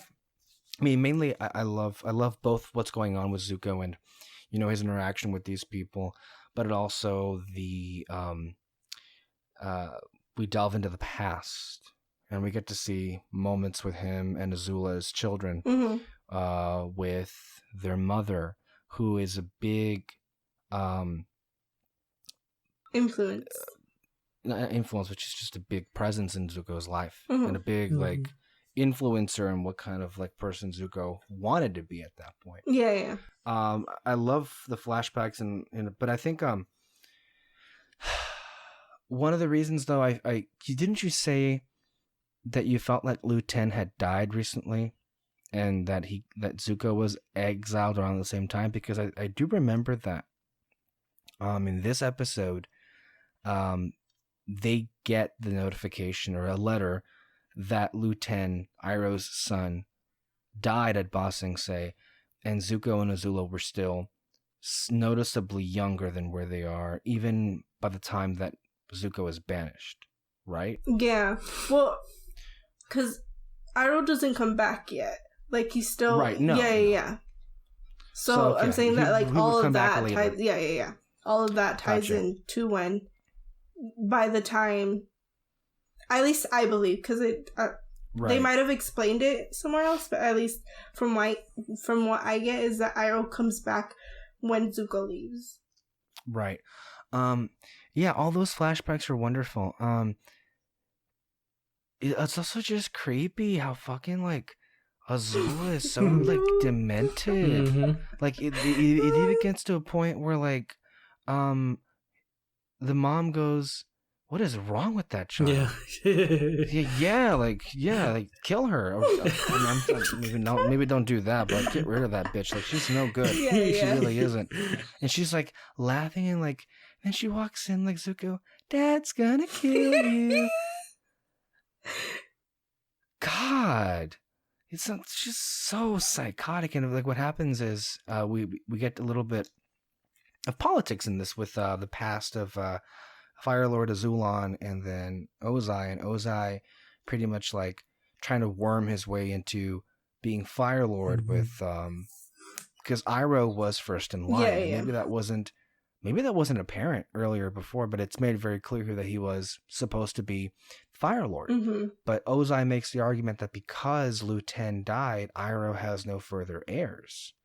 And Azulon was like, "Fuck you." Yeah. How dare you, ask me to betray Iroh so much. And then it's a lot of mystery as to what happened. Maybe not so much. I think like what's implied maybe is that Ursa killed Azulon, and then Fire Lord. Yeah. And then Ozai became Fire Lord, and because of that, Ursa was banished. Yeah. I think that was the implication. They kind of explain it in the comic book. The comics? Yeah. Okay. Basically, Zuko was supposed to die. Yeah. Zuko was supposed to die. But Ursa makes a deal with, what's his name? Their dad. Azulon? No, Ozai. Azulon or Ozai? Sorry, Ozai. Where Ursa is going to kill Azulon. Sorry, they all sound the same. Yeah. Azulon. But he has to keep Zuko safe. And she will leave. But again, he has to keep Zuko safe. And so that's basically what happens. And yeah. Azula walks in and is like, "Mom's gone." And he's like, "You're lying." Yeah, what a fucked up family. Yeah. In every sense of the word. Like, god damn. Um. Um. Yeah, and There was this moment where Zuko and his mom are by the lake and they're feeding the ducks, and then he goes, do you want to see how Azula feeds the ducks? And he basically like hits the ducks. That moment is crazy. Like, we already know that she's a psycho, but isn't it tied to like if people torture animals or like serial killers? Yeah. yeah, I think she's really just evil reincarnate. I mean, I don't know what else to say about it. It's just it's so beyond the pale at this point. Like, I don't know what else you can say about that. But that to the side, you also just get more into an understanding of how much Zuko took after his mother and how much good was in Zuko at that point, and that the villainous persona that he took in season 1 isn't really who he is. Mm-mm. Never really was. It's something that he thought that he needed to be. Yeah, I mean, in every sense of the word. It's that, and just like, you know, he's hurt, he's angry that, you know, of everything that had happened to him at that point. So yeah. What's it called? And then, I mean, you also get to see Azula. I know I keep like bringing her up, but like, that her mom was scared of her, and I think of putting it lightly. Yeah, but like it goes into play later where it's like that really did affect her because she knew it, that her mom was scared of her, and she knew that, like, you know, she was the daughter of Ozai and Zuko was the son of Ursa, and that you know, I don't know, it's interesting. Yeah, but with Zuko and then his relationship with or his interactions with the townspeople, it's interesting having him bond with this little boy whose brother has gone off to war, and the kind of, you know, the kindness that he shows him, only for it to really be thrown back in his face. Like, I always, like, I don't know what it is about people that, you know, why it is you can't show just the smallest curmudgeon of, like, of, like, gratitude. Like, okay, Zuko is Fire Lord. He saved you. He protected you from literally police brutality. How about that for relevancy, right? Because these people are beating the shit out of townsfolk because they can. And Zuko saves them. And they tell him to fuck off. Yeah, okay, sure. Maybe he should have just let you die. Like, I just don't understand, like, why people just... I understand he's Fire Nation. Yeah, you're angry. I would be too. You can't even, I don't know, say a fucking thank you? Hello? And then you just, like, go fuck yourself. Fine, whatever. Also, we forgot to mention that you do get to see just how much Ozai hates Zuko, because you get that scene where they meet Azulon.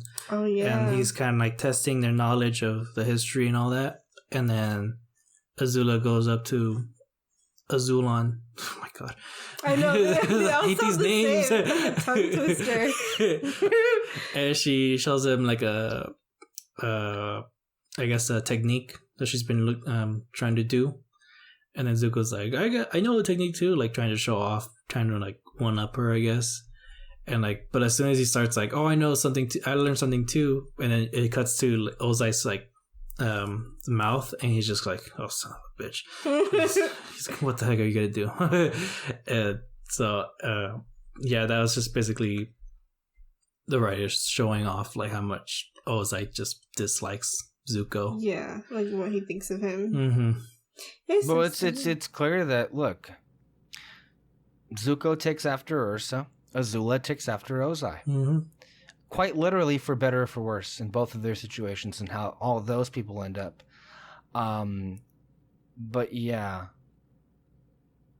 I guess the point of that pageantry was to help Ozai's case that he should be proclaimed Fire Lord because he has heirs. Or the only person that matters to Ozai is Azula, so like barely. Yeah, barely. Yeah. Yeah. That's an interesting family. Also, I looked up. It's an ostrich horse.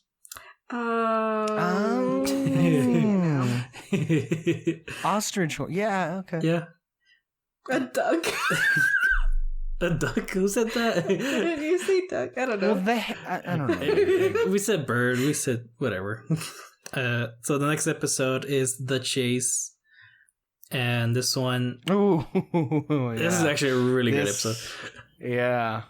So the gang, where are they heading now? They are...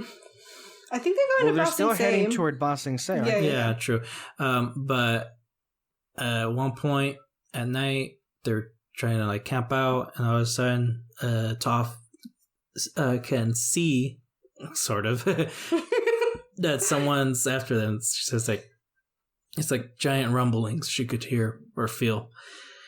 And so they leave in the middle of the night, and all of a sudden the train just keeps going back over and over. So they spend the whole entire night just trying to get away from whatever's chasing after them. Yeah. We find out that it's Azula and her team just riding on this, like, what is it, like a giant ass train or something? I don't even know. Yeah. It's a giant tank. Yeah. I guess it's a tank, basically. And at the same time, I know Zuko. What's Zuko doing? Zuko's just walking. No. He's following Azula. Yes, that's it. Yeah, that was in the middle of the episode where he sees Azula, the tank, I guess. The tracks from the tank. And So Azula is following Team Avatar, Zuko is following Azula, and Iroh is following Zuko. Dang. That pretty much is the train of thought there. But I mean, there's like a lot of little things that happen. So much. In the beginning, they have a little like argument because Katara complains to Toph that she needs to help out. She needs to pull her own weight, or no, she needs to help out. And Toph is like, no, like, I'm fine. I can take care of myself. You guys don't need to worry about me. And obviously that bothers Katara. And it just kind of progresses more and more throughout. No, it snowballs into a damn cat fight. I mean, that's just how it goes. And then we also get the first kind of, I guess, well, I don't know, because Katara's kind of being mean in this episode with Toph, where she says, oh, look at the stars, they're so pretty. Too bad Toph can't see them. Well, she's being mean because Toph's pissing her off. That's. I mean, she wouldn't just like. That's not in her character to just like be fucked up. I mean, I would say that because it's funny, but I mean, like Katara wouldn't do that shit unless like she was provoked and she was pretty pissed. And they all get irritated because they don't sleep. Yeah. Oh my god. And we've all been there. Yes. Like fuck. I mean, in the mornings, even when you got some sleep, and we're fucking irritable. At least I am. I work nights. I know exactly how they feel. Oh god. But yeah, and then we find out that like Azula is tracking them because Appa is shedding. Yeah. So that's fun. But yeah, I mean, that's, like, with them. And then it gets to the point where Toph just, like, can't take it anymore with Katara, so she ends up leaving. And she... So that happens there. And then with the gang, they try to escape them, or evade them? Is that the word? Yeah. By setting 2 tracks.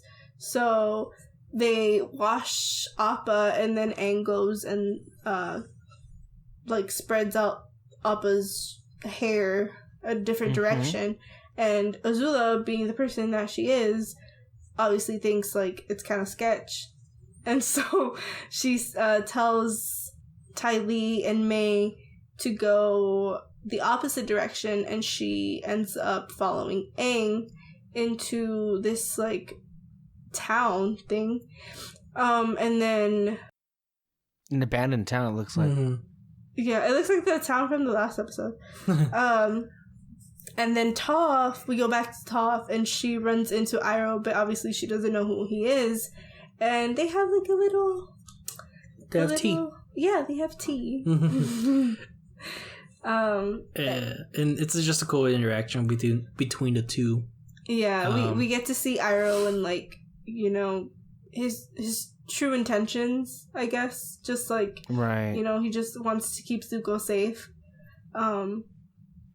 And yeah, it's really sweet. And we also like obviously learned that, you know, he's been following him the whole time just to make sure that he's okay. Yeah. Yeah, I think it was a nice moment between those two. And how Toph could tell how much Iroh really needs Zuko. Yeah, it was a nice bonding moment between the two of them. Yeah. Well, they both give each other good pieces of advice where Toph says, to, like, just keep caring about him. You know, I'm sure he'll come around or something like that. And then Iroh gives her the thing of like, hey, there's nothing wrong with like asking for a little help every once in a while. I mean, if you are capable of actually doing something. Right. Yeah, you know, it's really kind of scary, like the first half of the episode with them being continuously chased through the night. And then, of course, when they split up and Ty Lee and May are chasing Appa with these fucking, like, giant lizards, which are kind of creepy. They're like doghound lizards, I think. Yeah, no thank you. And then Azula catches up to Aang, and we have a couple of really cool like confrontations with Ty Lee and May and Sokka, Toph, and Katara. They're able to get the upper hand with the addition of Toph, I feel. Yeah. Right? That's what happens. And then, of course, they're able to meet up with Aang, who's... It's interesting because it's a three-way battle, I think, between Aang, Zuko, and Azula. Yeah. Right? Like, it's just like a battle royale, basically, is what happens. They're all just trying to take each other out. Well, Aang's just trying to get away. Yeah. I love Aang's reaction to like when Azula calls Zuzu. Dude, every line that Azula has is amazing. When she's like, "You don't see the resemblance." It's like, I'll give you a hint, and she covers up her left eye. She's so fucked up. She's, oh my god. Yeah. And then no, I mean, I gotta be honest, I wanted to kill Azula after the ending of this episode. Like, definitely. Holy shit, like she fucking practically didn't even care, probably trying to murder her own uncle. Oh yeah. But it was a cool like moment, again set up for future episodes. Of like, you know, eventually everybody came together and they all went against Azula because, you know, she's just like a bad bitch and nobody can take her down. and what's it called? No, it wasn't this episode. What's it called? They all like throw all that they have against her, and she's finally like, I know where she surrenders, but has like the best line. She's like, I know when I'm, you know, outmatched. Yeah. And so she leaves, but she doesn't leave before she hits Iroh with lightning. Was it lightning? Yeah. Oh shoot. And then that moment was like so sad, where Zuko's like, you know, scared for his uncle, and everybody tries to help, and Zuko's like, leave. So Yeah. sad. Yeah, and then Toph's there too, and she realizes who Iroh is and everything. No, that hurt my heart. Yeah. I wanted to kill Azula where she stood. Execute her. Fuck it. She's not worth it. Like, what kind of trash does that? Yeah. No, nobody does that to Iroh and Liv. No one. That upset me so much. And I also find it upsetting considering Katara does something in the future that completely flies in the face of this moment where they, for the moment, they team up against Azula. Mm-hmm. I'll bring that back up again when we talk about that episode. But it's like, hello, they're not really bad guys anymore, clearly. Yeah. But, yeah. Overall, really great episode. Yeah, I really like this episode. No, yeah, it just brought a lot of tension within the team, but also it was a great resolution to how they all come together to stop one person.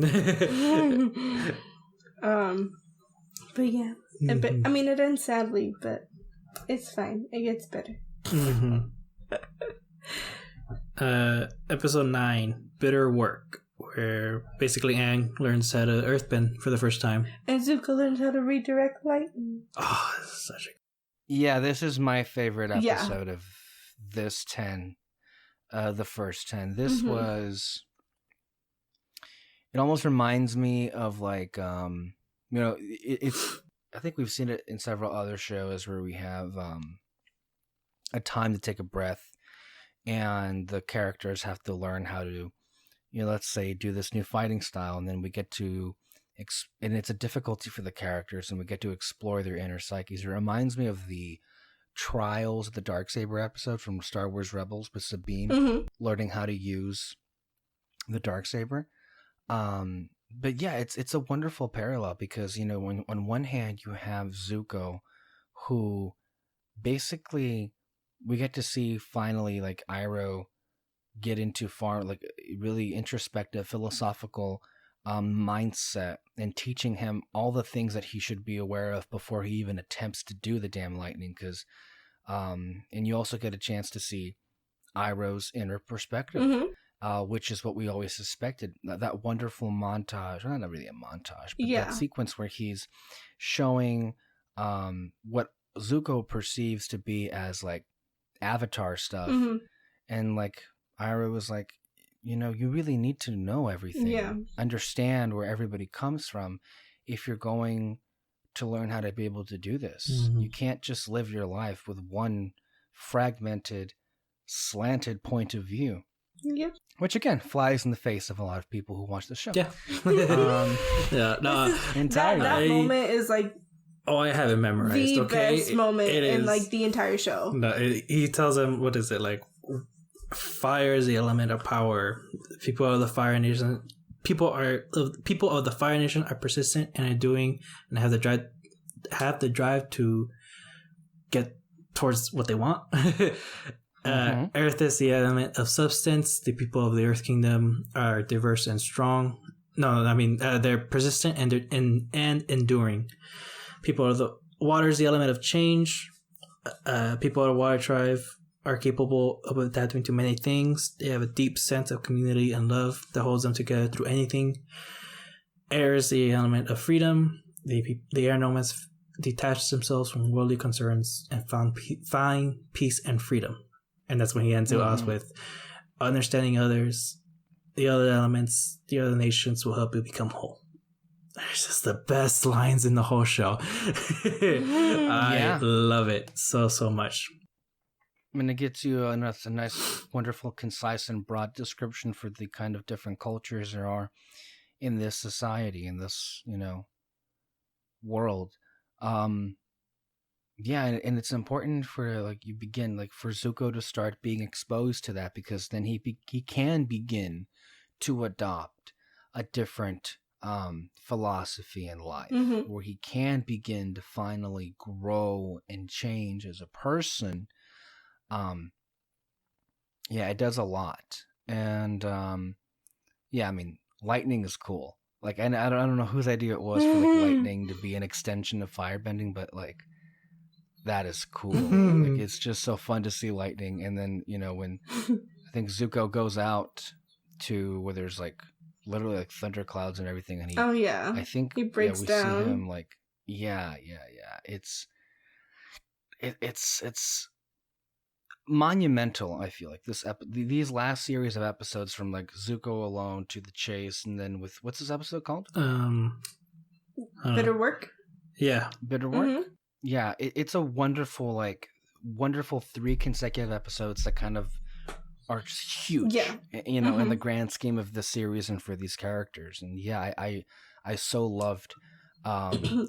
Again, we begin to see the mirroring between the journey of Zuko and Aang. Yeah. As portrayed like with both of their like teachings happening in this episode. Mm-hmm. And on the flip side, Aang is having the damnedest time figuring out how to earthbend. Yeah. And I love, because I think it also ties back to what Ira was just saying. explaining, is that like Aang's identity as an airbender is preventing him from opening up to the perspective of earthbending, because it's diametrically opposed Yeah. to what he is. Mm-hmm. And it does not help at all that, you know, and you have Toph teaching you, who can be a bit of a hard ass.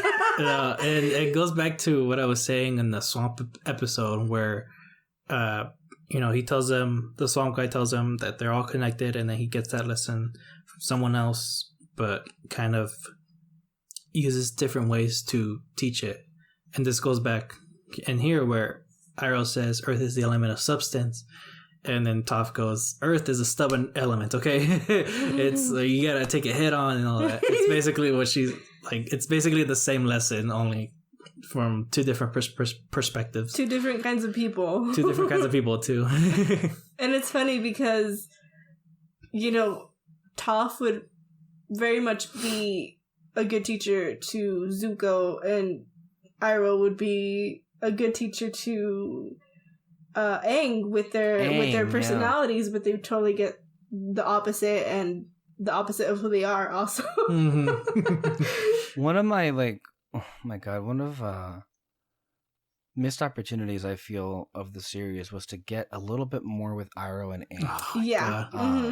Oh god, I really was hoping for like the time we would see those two like do some. I mean, we did with the Crossroads episode at the end of the season, but we needed more of that. Yeah.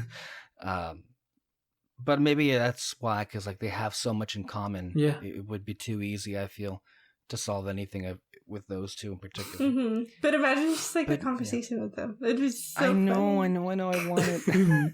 We had it, but I want more of it. Yeah. It's kind of no, but yeah, this episode is amazing. So many things to take away from this episode. But yeah, I mean, going back to Aang, and he is having a hard time with earthbending, and I like the part where Toph has like a big rock thing roll down a mountain, and he has to stop it with earthbending, and Katara says, "Isn't that a little dangerous?" And then Toph is like, "Yeah, thank you for reminding me." And she's like, "You have to do it blind." And then he's like, "Yeah, thanks." But I like that. Like, I love that Toph is Aang's teacher, because the way that she earthbends is so different from everybody else, and she very much is the embodiment of what an earthbender should be and how they should use it. So it's really cool that he is getting to learn like the I don't know, like the fundamentals of it, like actually, you know. Mm-hmm. Yeah. Great episode. Yes. And then that leads us to episode 10, the library. Oh, this is such a good man. Damn. This episode. Yeah. Okay. Oh God. So the group decides to take like a little vacation thing, and they go. This is a good episode where they just kind of forget that Toph is blind. Oh yeah, I forgot to mention that the first like part you see them forgetting that she's blind is in the Blind Bandit episode. Doesn't that happen like a lot though? Yeah, it's an ongoing but joke. This one's like they do it a lot. But yeah, so they're planning to take on like little, somewhat mini vacations. And it is Sokka's turn, and he decides that he wants to go to the library. I love the way they do it though too. Yeah. It's like, we're going to the library. It's like you see like the background popping up. They find this like he's like a professor at Ba Sing Se, and he's very into like architecture and like, you know, just like learning about things and stuff like that. And he's in search of this library, and so they join him. And the library is what's the guy's name?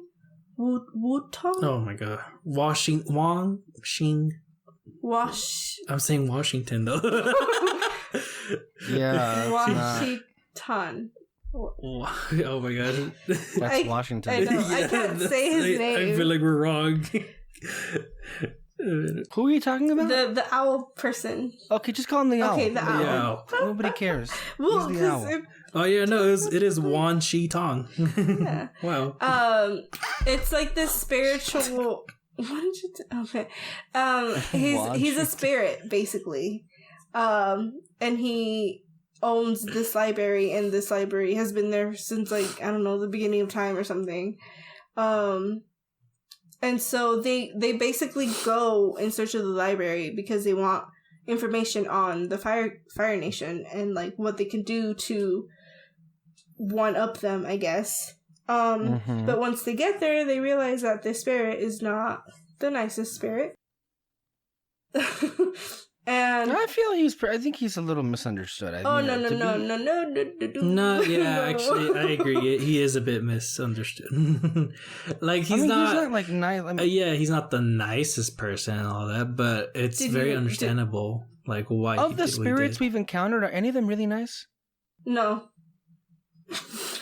Well, I mean, like they're kind of bitches, really. When you think about it, they're very irritable, and I mean. Yeah, he got really burned bad.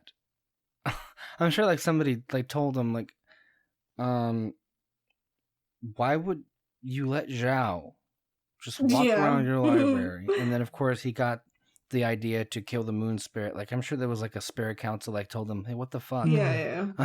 Just lost the moon spirit, and it would be your fault for letting that guy come in and, you know, doing all that shit. So, you know, it's. Yeah. Well, he it's instantly understandable is why like, he would be upset. He wants to kick them out because he knows that humans are always just looking for ways to kill other humans, basically, is what he's saying. Yeah, and you know, he's not wrong. Yeah, he's not wrong. Mm-hmm. And that's their sole purpose of going, and so they obviously lie and are like, no, what are you talking about? So yeah, I mean, it's interesting. And then they walk around the library. They mention a few things that come into play later on. Aang was left-handed in the past life. And you see a picture of a lion turtle. Oh, really? Yeah. Mm-hmm. Huh. Okay. I don't know. You just see there's like a lot of, they kind of throw a lot of things at you. Mm-hmm. And then Sokka ends up finding this room where he sees like this piece of paper where it says like the darkest day in Fire Nation history, and he's like, what? And so he he follows like this like person that works, or this fox thing that works for the library, and he's trying to figure out like what this is. And so the room that he takes them into, it's like a observatory. Yeah, but like it tells you like the stars and the planets and stuff. And so he finds out that the darkest day in Fire Nation history is a solar eclipse, because how the Water Tribe gets their power from the Moon Spirit, the Fire Nation gets their power from the sun. So when the moon blocks the sun, no fire bending, and that's when they decide to make the plan to attack the Fire Nation during the eclipse. Oh well, first they come up with that. Then the owl figures out like, oh, I knew it. You were using information for war, and you get that little piece of line where they're trying to convince him like, no, the Fire Nation is bad and blah blah blah. And he's like, you think you're like the first person that's trying to justify their means for war? Yeah, it's a cool line of like. Yeah, Sokka's kind of stupid here. I mean, there's a better way to conceal your true intentions. Like, I mean, he literally is, first of all, stealing a bunch of scrolls in plain sight. And then he finds out this, like, information. And, yeah, he probably should have played that better, considering that this thing turned into a big monster and shit. Yeah. He's like really scary. Like the first time I watched it, he kind of creeped me out. And then like when he's trying to like attack them, yeah, he was really scary. So in the middle of all of that, on the outside, Toph stayed outside because she didn't want to go like deep underneath the earth where she can see, but like it's just kind of scary because she doesn't really know what's gonna happen. And so she stays out with Appa, but since they are in the desert, the sand is kind of makes her see fuzzy, like it's not clear. And so she starts feeling so when the owl like finds out everything, the owl decides to start sinking the library so nobody can use his information again. And Toph, like, she kind of feels that in a way that's happening. But then, as she's trying to keep the library up so that they can get out, there are sandbenders, which another form of earthbending, which is really cool. Come and they steal up. Yeah. So it's a big fucking deal. Yeah. Oh my god. Literally breaks my heart. It's just like you after this episode you just get sad. It's just so fucking sad about it. But yeah, no, it's rough to watch because they literally drag him away in the sand, and then Toph is just like, "I'm sorry," and like a tear rolls down. Oh my god. But I actually like that thing that she does to keep the library up, where she kind of like, I guess she hardens the sand almost, so that she doesn't sink with it. I thought that was pretty cool. But yeah, they take Appa, and then they are able to escape. The professor decides to stay in the library. But when they get out, obviously, you know, Aang is looking for Appa, but he's not there, and he's just like, what the hell? Pissed. Yeah, he's Yeah. Yeah. No, actually, I really like that scene where they all start sinking the library, and you kind of get like this bit of tension where Sokka and Aang decide to like go back to the observatory to find out when the next eclipse is gonna happen, which they find out is like, what did they say, like a month or a few weeks or something? No, I think they said like a few months. 3. They said 3 months? Mm-hmm. Wow, a lot of threes. Yeah. And then they just try to do escape again, and I don't know, I really like that tension of like figuring out that information, but also trying to get away from the owl. I think Katara's like trying to distract them as much as she could, or she was trying to escape, right? Or was she distracting? Oh, okay. Yeah, it's a really cool scene. Yeah. And we also have some stuff here with Iroh and Zuko, right? Oh yeah, we learned about the White Lotus. The White Lotus, the Order of the White Lotus. Yeah, I mean they don't really like get into it, but we know about it now. Yeah. And it's just like a planted seed there. So yeah, interesting.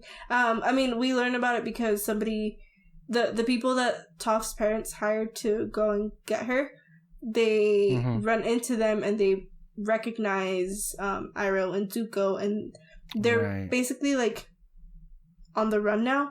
And they're like wanted by the Fire Nation, and so they're trying to capture them.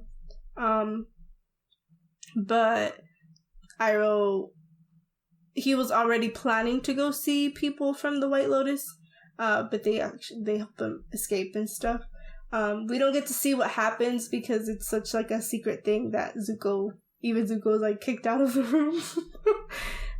So we don't really know what exactly is happening. We just know that something is happening and that Iroh is part of it.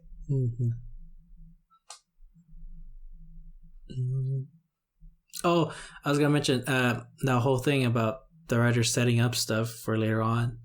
We find out Zhao in the first season that he went through to a library and found that information about the moon spirit, and then we find out which library it was, and it was the one that they went to. So, yeah, he mentioned that. Oh, he did? Yeah. That he like burned it all down. Oh, okay. Well, okay. Also, the funniest joke in that episode when they're flying in the desert and Toph just goes, "There it is!" And they're like, "Really?" But they look at her like, "What the heck?" And she goes, "That's how it's gonna sound like when one of you spots it." she puts her hand over her face like, "I can't see." Yeah. I really like this episode, but it ends really sad. Yeah. Yeah, it is. Oh, yeah. But yeah, that's episode 10 for book 2.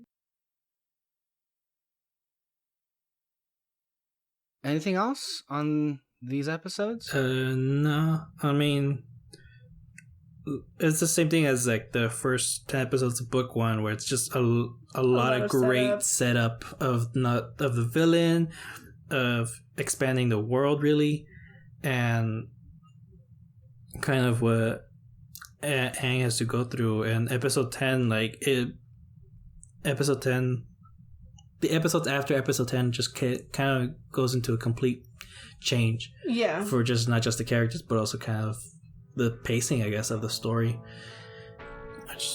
I can't wait to get to it. Yeah. Strong group of episodes. And yeah, that's it for today. We'll have more on the next few episodes. Hopefully we'll get Peter and Kyle back next time. But thank you, David and Alexis. Another good episode. Another good discussion. And we will see you all next time right here under the spotlight. Bye-bye. Bye.